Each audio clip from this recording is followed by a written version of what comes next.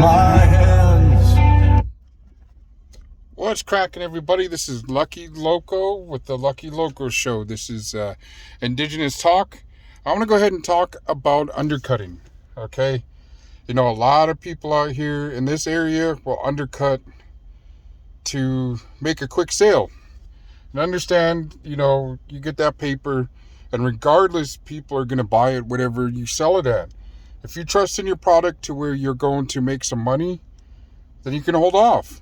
I mean, I do not undercut because I believe, and I've done the research on it, of selling my food at a set price, because you have to understand everything's doubled, tripled. I mean, if it was $5 Indian taco, I have people complain about, hey, it's $5. Yeah, well, that was a couple of years ago, like 3-4 years ago, when supplies were at an affordable rate to sell food. So I have a lot of people here in this area that will undercut and sell food and work twice as hard for no pay. Because you got to figure, I had somebody say, oh, well, I used this to get it, and I'm not going to say what they did, but it was just like, man, even still, all that hard work, all that stuff that, because if, believe it or not, what you're doing is art. And it's a supply and demand situation to where you can't just go over here to the store right here to Express Mart. You can't go over here to the Roadrunner. Can't even go to the restaurant across the street to go get fry bread or Indian tacos.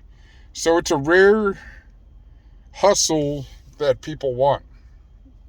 And, people complain. They're like, oh, $10. It's like, man, if you've seen the work that goes in behind the scenes to make that, to even try to make a profit, let alone when you have employees or if you want to hire employees, it's a hard hustle, man. So all I'm saying, I know undercutting will get you places and a quick sale, but you're working twice as hard when I'm working, just as much for double the pay.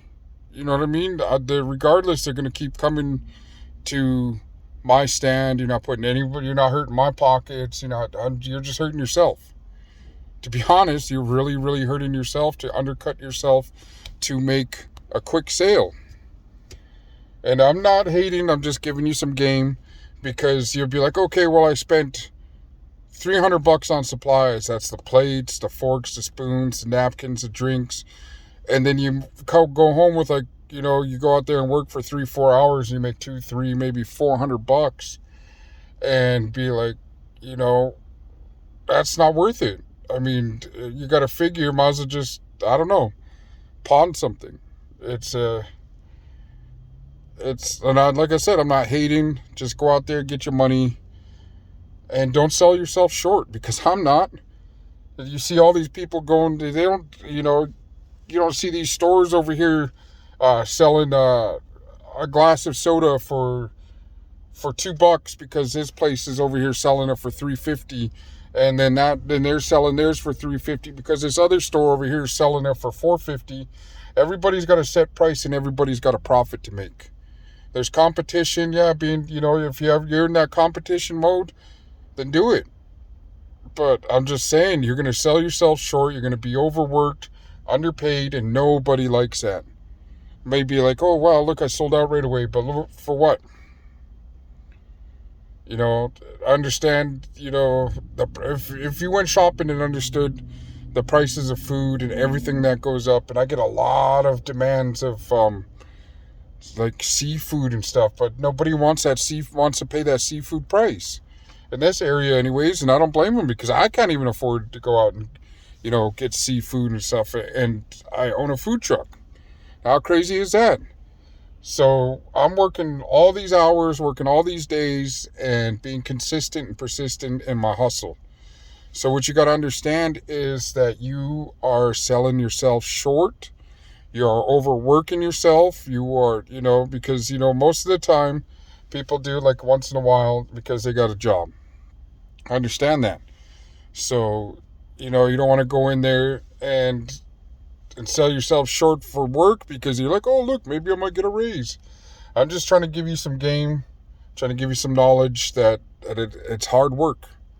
And you need to let that hard work pay off. And, I understand it's competition. If that's how you feel, you're going to have to set your prices, man, because it's a hard game. It's a game that's, because other people feel like, oh, you're my cousin, you're my this, you're my friend, I went to school with you.